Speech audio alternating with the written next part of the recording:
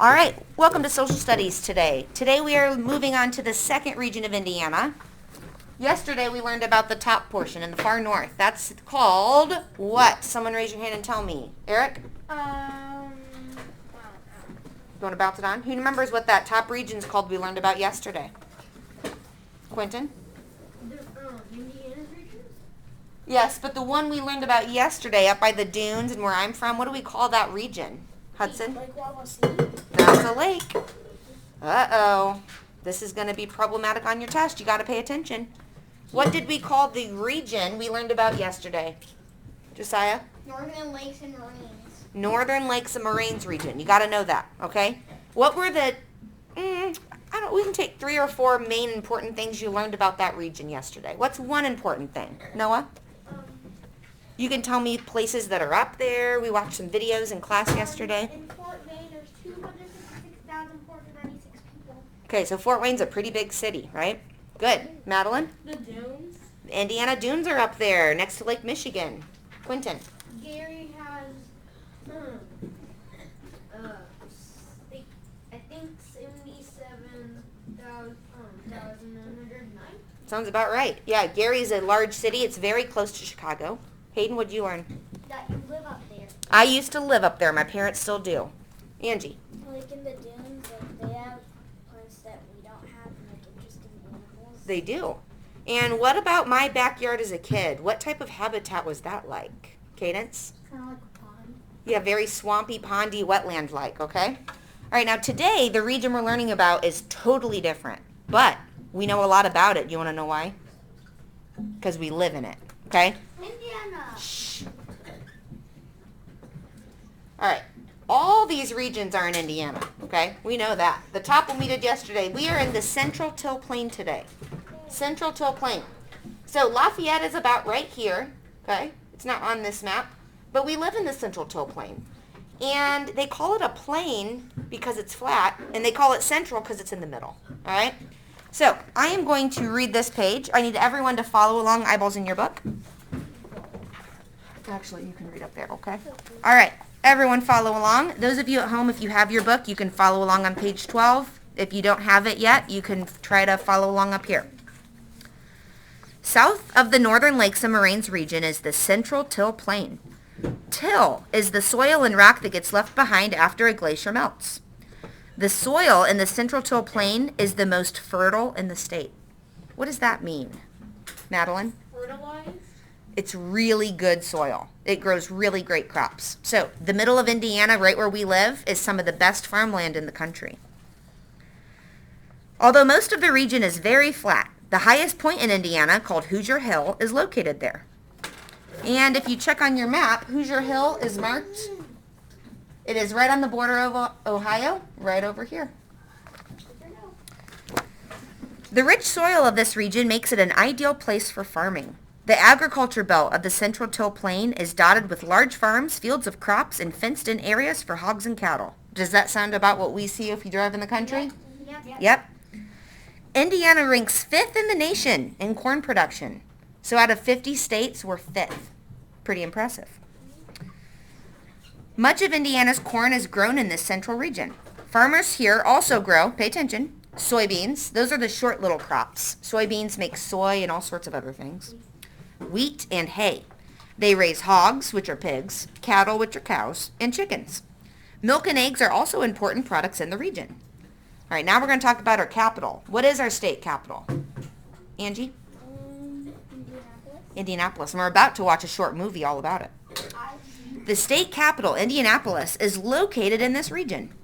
Leaders chose this region for the capital because of its central location. Central means middle. And if you look at Indianapolis, it's pretty much right in the middle, right? It's easy for everyone to get to. Indianapolis attracted industries in the late 19th century because of its nearby source of natural gas. Natural gas was a valuable resource. It was used to produce light and heat. Natural gas is underground, so it's one of our natural resources that people have to use. I'm not an expert in how natural gas is taken out of the ground, but it's through a system of pipes. So they get that out of the ground, and we can use that to heat our homes.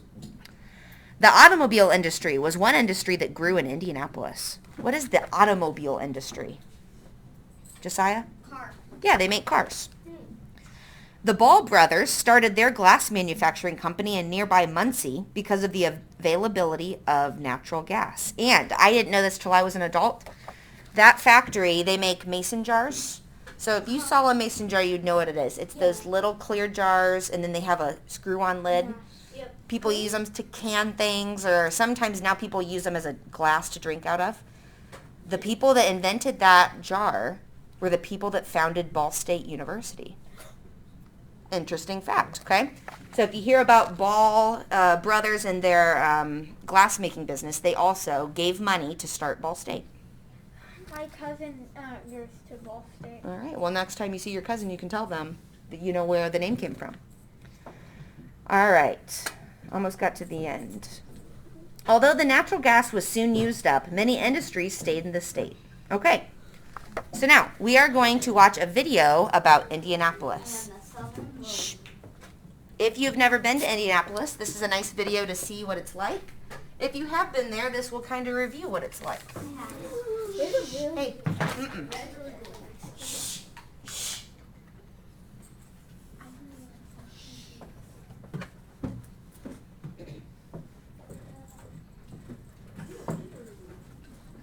I've been there. All right, again, I don't need voices or sounds in the middle of a recorded lesson.